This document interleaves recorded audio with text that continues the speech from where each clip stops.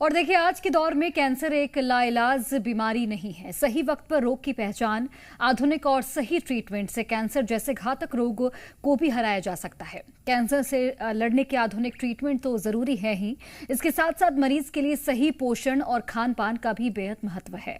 सही खान पान शरीर को इलाज के दौरान दी जाने वाली कीमोथेरेपी, रेडिएशन और सहने की ताकत को देता ही है। साथ ही ये न्यूट्रिशन मरीज के वजन और मांसपेशियों को भी बनाए रखता है और उसे संक्रमण से बचाता है। आज के हमारे इस खास कार्यक्रम में हम कैंसर रोगियों के पोषण से जुड़े तमाम सवालों के जवाब जानने की कोशिश करेंगे। हमारे सवालों के जवाब देने के लिए हमारे साथ जुड़े हैं डॉक्टर अपूर्वा गर्ग। इसके साथ ही डॉक्टर अपूर्वा सीनियर कंसल्टेंट और head and neck on surgeon हैं।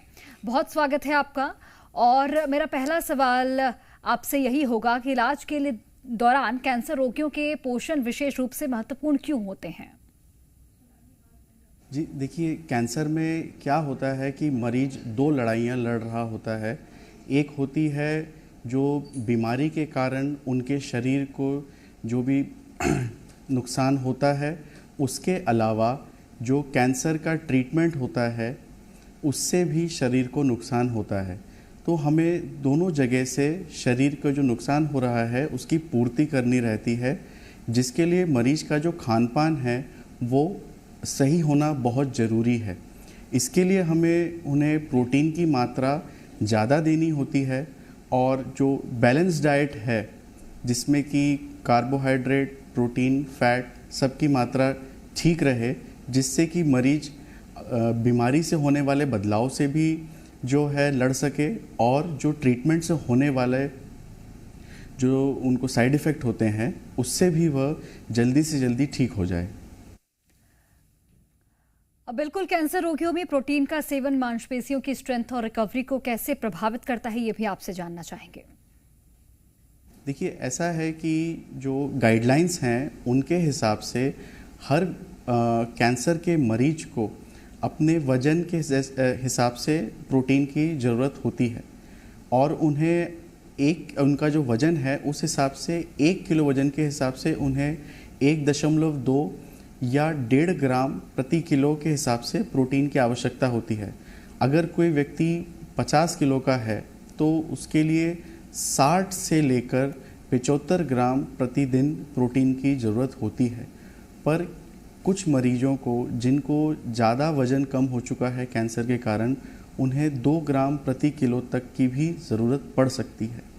तो ऐसे समय में उन्हें जो खाना ले रहे हैं उसमें प्रोटीन की मात्रा तो ज़्यादा होना ही चाहिए, साथ में उन्हें प्रोटीन पाउडर इत्यादि भी लेना पड़ता है, जिससे कि शरीर पर नुकसान कम से कम हो और उनकी रिकवरी जल्दी से जल्दी हो सके।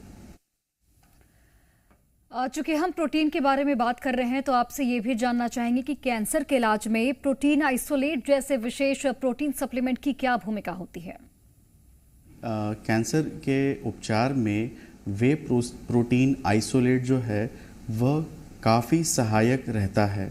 अगर कोई मरीज इन्हें लेता है तो उसकी प्रोटीन की जो ज़रूरतें हैं वह काफ़ी हद तक पूरी हो जाती हैं और हमारा शरीर इसे काफ़ी अच्छे से पचा पाता है, क्योंकि इसमें दूसरी चीज़ें जैसे कि लैक्टोस इत्यादि जिससे लोगों को भारीपन होता है वह काफ़ी कम होता है। और जैसा कि मैंने आपसे कहा कि अब व्यक्ति को करीबन 1.5 ग्राम प्रति किलो के हिसाब से प्रोटीन की ज़रूरत होती है। तो अगर हम वे प्रोटीन लेते हैं तो वह इसे काफ़ी कुछ पूरा कर देता है और प्रोटीन की जो मात्रा है वो अच्छा लेने से ये फ़ायदा होता है कि जो कैंसर के कारण शरीर को नुकसान होता है वह ठीक हो सकता है और उपचार के कारण जो होने वाले साइड इफ़ेक्ट हैं वे भी काफ़ी हद तक कम हो जाते हैं और मरीज को शक्ति मिलती है कि वह कैसे इनसे ठीक हो सकता है और जल्दी से जल्दी पूरी तरह अपनी नॉर्मल ज़िंदगी की तरफ आ सकता है। बिल्कुल, एक और महत्वपूर्ण सवाल होगा मेरा कि कैंसर रोगी भूख न लगने की समस्या से कैसे निपट सकते हैं और पर्याप्त पोषक तत्वों का सेवन कैसे बनाए रख सकते हैं? देखिए, ऐसा है कि कैंसर के कारण और कैंसर के जो ट्रीटमेंट होता है उसके कारण व्यक्ति की भूख कम हो जाती है, उनका जी मचलाता है, उल्टी करने की इच्छा होती है, कई बार उल्टियाँ भी होती हैं। तो इसमें हमें व्यक्ति को अगर उनकी पोषण की पूर्ति करनी है तो उसके लिए सबसे अच्छा ये रहता है कि आप दिन में जो हम 3 बार खाना खाते हैं उसे आप 5-6 बार या और भी ज़्यादा बढ़ा सकते हैं। अगर आप थोड़ा थोड़ा करके खाएंगे तो आपको ये तकलीफ़ें कम आएंगी। उसके अलावा बहुत ज़्यादा गरम या बहुत ज़्यादा मिर्ची वाला खाना न खाएं, साथ में आप पानी पीता रहें और उसके बाद आप खाने को कैसे और स्वादपूर्ण बना सकते हैं। जैसे आपको अगर कोई चीज़ें पसंद है, जैसे आपको लस्सी पसंद है, हम भारत में हलवा वगैरह खा सकते हैं, आपको टोस्ट पसंद है वो खाएं और साथ में आपको प्रोटीन की जो मात्रा है उसे पूरा करने के लिए आप प्रोटीन के सप्लीमेंट को ऐड कर सकते हैं, जिससे कि हमारे शरीर को वापस से बीमारी से लड़ने की शक्ति और ज़्यादा मिलती है और मरीज़ की रिकवरी जो है फास्ट होती है। इसके अलावा आप बीच बीच में ऐसी चीज़ें भी खा सकते हैं या चूस सकते हैं, जैसे कि टॉफ़ी वगैरह हुई, कोई च्युइंगम आपको पसंद है तो उससे क्या होता है कि आपको जो उल्टी होने का जी मचलाता है वो कम हो सकता है। और फिर ये होता है कि हमारे शरीर में खाना ज़्यादा हम लेते हैं तो फिर रिकवरी जो है वो जल्दी हो जाती है। अब बिल्कुल मतली या स्वाद की अगर बात करें तो उसमें बदलाव जैसे दुष्प्रभावों से निपटने के लिए आहार में क्या बदलाव सुझाव जाते हैं? ये बहुत ज़रूरी है क्योंकि कैंसर के जो ट्रीटमेंट के दौरान मरीज़ों के साथ ये काफ़ी तकलीफ़ आती है कि उन्हें स्वाद नहीं आता है और मतली आती है और उन्हें ऐसा लगता है कि जो उन्होंने खाया है वह उससे बहुत ज़्यादा भारीपन हो रहा है। तो सबसे पहले मतली को रोकने के लिए ये करते हैं कि कुछ आप चीज़ें थोड़ा सा जैसे चूसते रहें, या कोई शरबत वगैरह आपको पसंद है वो ले सकते हैं, या आप जिंजर टी जैसे आजकल काफ़ी सारे ये शरबत वगैरह हमारे मार्केट में उपलब्ध हैं, जो आपको पसंद है वो आप थोड़ा थोड़ा सा ले सकते हैं, जिससे कि आपको मतली की जो समस्या है वह कम हो जाएगी। फिर कई बार ये देखा गया है कि मरीज़ों को खाने का स्वाद नहीं आता है, तो उसमें आप ये कर सकते हैं कि जो आपको पसंद है वह चीज़ें बनाएं और उसके बाद उसमें आप ऊपर से चाहें तो जो आजकल काफ़ी स्वाद बढ़ाने वाले मसाले उपलब्ध हैं, अलग से ऐसे मिक्स आते हैं जिससे आप खाने को और स्वादिष्ट बना सकते हैं। क्योंकि कैंसर के मरीज़ों के साथ ये होता है कि उनकी भूख कम हो जाती है। यह बीमारी के कारण भी होता है और उसके साथ जो ट्रीटमेंट होता है उसके कारण भी होता है। तो हमें जो है मरीज़ के लिए खाने को और कैसे हम उसकी भूख को बढ़ा सकते हैं, स्वाद बढ़ा सकते हैं, वह बहुत ज़रूरी है। और तीसरा ये देखा गया है कि मरीजों को कोई ऐसा खाने में ना मेटालिक टेस्ट आता है कि जैसे हम कुछ लोहा जैसा खा रहे हैं, तो उसके लिए ये देखा गया है कि आप खाने को जो है उन्हें प्लास्टिक के बर्तन में अगर परोसें, जो फूड ग्रेड प्लास्टिक आता है, तो यह समस्या कम हो जाती है। बिल्कुल, क्या आप ये समझा सकते हैं कि कैंसर उपचार के दौरान पोषण इम्यून फंक्शन को कैसे सहारा देता है? कैंसर के ट्रीटमेंट में अच्छा पोषण होना बहुत ज़रूरी है, क्योंकि वह हमें रिकवरी में तो मदद करता ही है और उसके साथ में जो हमारी इम्यूनिटी है, रोगों से लड़ने की क्षमता, उसको भी बढ़ाना ज़रूरी है। इसके लिए जो पोषण है वह सही रहना ज़रूरी है।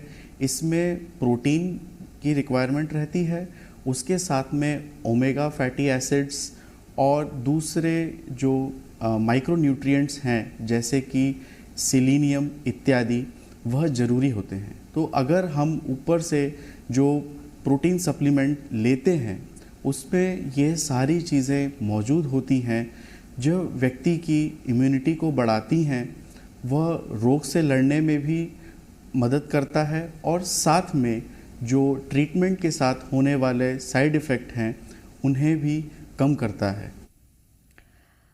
अब बिल्कुल आपसे ये भी जानना चाहेंगे कि कैंसर रोगियों के उपचार और रिकवरी में हाइड्रेशन कितना महत्वपूर्ण है। देखिए, कैंसर के ट्रीटमेंट के कारण कई लोगों को मतली होना, उल्टियाँ आना और डायरिया जैसी समस्याएं होती हैं, जिसके कारण शरीर में पानी की कमी हो जाती है और उसे हम डिहाइड्रेशन कहते हैं। तो हमें शरीर में पानी की कमी नहीं होने देना है, क्योंकि यह व्यक्ति के लिए खराब होता है।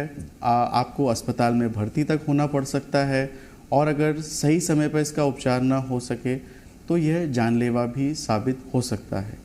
इसके लिए यह ज़रूरी है कि व्यक्ति पानी और उससे जैसे कि आप लस्सी वगैरह पी सकते हैं, छाछ, शरबत, चाय वगैरह जो आपको पसंद है वह आप ले सकते हैं, जिससे कि शरीर में पानी की कमी नहीं होगी। और ऐसा भी नहीं है कि आप एक साथ बहुत सारा पानी वगैरह लें, आप बीच बीच में थोड़ा थोड़ा सा ये लेते रहें।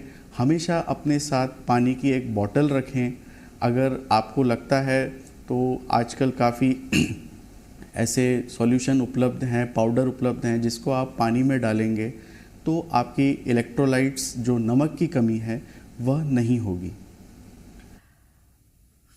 अब बिल्कुल घर पर कैंसर रोगियों के पोषण में मदद करने के लिए, उनकी देखभाल करने के लिए, करने वालों के लिए कुछ प्रैक्टिकल टिप्स हैं, तो आप क्या सुझाव देंगे? जो हमारे घर के सदस्य हैं वह भी कैंसर के उपचार में एक बहुत ही महत्वपूर्ण भूमिका निभाते हैं, क्योंकि मरीज़ खुद से बहुत सारे काम नहीं कर पाते हैं। तो उनके साथ में जो लोग हैं वह ये कर सकते हैं कि वह पेशेंट के लिए जो खाना बना रहे हैं वह उसके लिए कैसे और ज़्यादा स्वादपूर्ण हो सके उसका ध्यान रखें, और उसमें हम कैसे उसे और रंगीन बना सकते हैं। जैसे कई बार आप ये देखेंगे कि मरीज़ों को जो खाना दिया जाता है वह बहुत ही पतला करके और उसमें कुछ भी ऐसा नहीं रहता है, तो मरीज़ का जो भूख कम हो जाती है वो भूख जागृत नहीं होती है। तो उसके लिए आप ऐसे उसमें सब्जियां यूज़ कर सकते हैं जो थोड़ी सी रंगीन होती हैं, वह मरीज़ की भूख को बढ़ाने में मदद करेगी।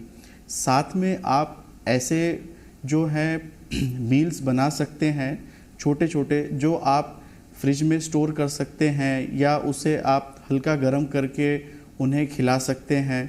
साथ में आप बिस्किट वगैरह, टोस्ट, ऐसी चीज़ें रख सकते हैं जो मरीज को बीच में अगर थोड़ी बहुत भूख लगे तो वह खा सकते हैं। और आपको ये भी ध्यान देना है कि मरीज की जो प्रोटीन की ज़रूरत है वह कैसे पूरी हो सकती है, तो उसमें आप साथ में प्रोटीन सप्लीमेंट भी डाल सकते हैं जो खाने का स्वाद नहीं बदलते हैं, पर मरीज की पोषण की जो ज़रूरतें हैं वह पूरी हो जाती हैं। और बात करते हैं कैंसर मरीजों के भोजन का समय और उसकी फ्रीक्वेंसी की, तो उनके एनर्जी लेवल और उपचार सहनशीलता को ये कैसे प्रभावित करता है? जी, यह बहुत ज़रूरी होता है। यह देखा गया है कि मरीज़ों को सुबह और दोपहर में भूख ज़्यादा लगती है, तो हमें यह ध्यान रखना है कि इन समय पर मरीज ज़्यादा भोजन ले, ताकि उनकी दिन भर की जो पोषण की जो ज़रूरतें हैं वह पूरी हो सके। तो जैसा कि मैंने कहा था कि आप बीच बीच में थोड़ा थोड़ा खाते रहें, 3 बार की जगह अपने जो खाना खाते हैं उसे 5 से 6 बार में आप लेते रहें, और साथ में पानी भी लें और दूसरे पदार्थ लें जैसे कि छाछ, लस्सी, शरबत इत्यादि, ताकि आपकी पानी की ज़रूरत भी साथ साथ में पूरी होती रहे। बिल्कुल, कैंसर पोषण प्रबंधन में आहार विशेषज्ञों और नर्सों सहित एक मल्टी डिसिप्लिनरी टीम जो मरीजों की देखभाल करती है, उनकी क्या भूमिका होती है, उसके बारे में बताइएगा। देखिए, कैंसर का जो उपचार है वह एक टीम वर्क है, जिसमें कि हमारे जैसे डॉक्टर, साथ में नर्सिंग स्टाफ और डाइटिशियन, यह तीनों मिलके मरीज को पूरी तरह से ठीक करने के कोशिश करते हैं। तो हमारा क्या रोल रहता है कि हम मरीज की क्या पोषण की ज़रूरतें हैं वह देखें, ट्रीटमेंट के कारण उसे क्या साइड इफ़ेक्ट आ रहे हैं और कैसे हम उसका उपचार कर सकते हैं और कैसे हम उनकी ज़िंदगी को और ज़्यादा आसान बना सकते हैं ताकि वह ज़्यादा से ज़्यादा पोषण लें और उनकी रिकवरी जल्दी हो। साथ में डाइटिशियन जो रहते हैं उनका ये रोल रहता है कि वह मरीज़ को उनकी ज़रूरत के हिसाब से, जैसे कि उनका क्या वज़न है, उनका क्या बीमारी है, क्या ट्रीटमेंट चल रहा है और उससे क्या उन्हें साइड इफ़ेक्ट हो सकते हैं और उनकी पोषण की जो ज़रूरतें हैं उस हिसाब से वह उनको पूरा जो उनका खान पान है, जो डाइट है, वो पूरा प्लान करके देते हैं। क्योंकि ये बहुत ज़रूरी है, मरीज को प्रोटीन मिलना बहुत ज़रूरी है जिससे उसकी रिकवरी फास्ट हो और साथ में दूसरे पोषक तत्व भी ज़रूरी होते हैं क्योंकि हमें मरीज को पूरी तरह से ठीक करना है, बीमारी से भी और बीमारी से होने वाले साइड इफ़ेक्ट से भी। तीसरा आता है हमारा नर्सिंग स्टाफ। मरीज का जो पूरा ट्रीटमेंट होता है वह नर्सिंग स्टाफ की देखरेख में होता है। तो सबसे पहले वही देखते हैं कि जो भी पोषण इनको दिया जा रहा है उससे मरीज को कोई तकलीफ़ तो नहीं हो रही है, कुछ चीज़ें लेने के कारण मरीज को ज़्यादा मतली वगैरह तो नहीं हो रही है, डायरिया या उल्टियाँ तो नहीं हो रही हैं।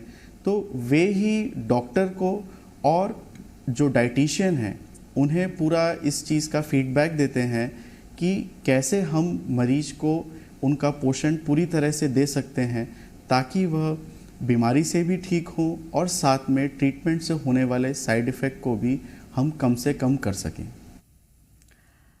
तो चलिए डॉक्टर अपूर्वा, बहुत बहुत शुक्रिया आपका। अपने कैंसर मरीजों के सही खान पान, उनके सही पोषण के बारे में हमारे दर्शकों को बहुत सारी अहम जानकारियां दी जो काफ़ी बेनिफिशियल भी साबित होंगी। इसी के साथ हमारे इस खास कार्यक्रम में बस इतना ही। आप देखते रहिए जी मध्य प्रदेश छत्तीसगढ़।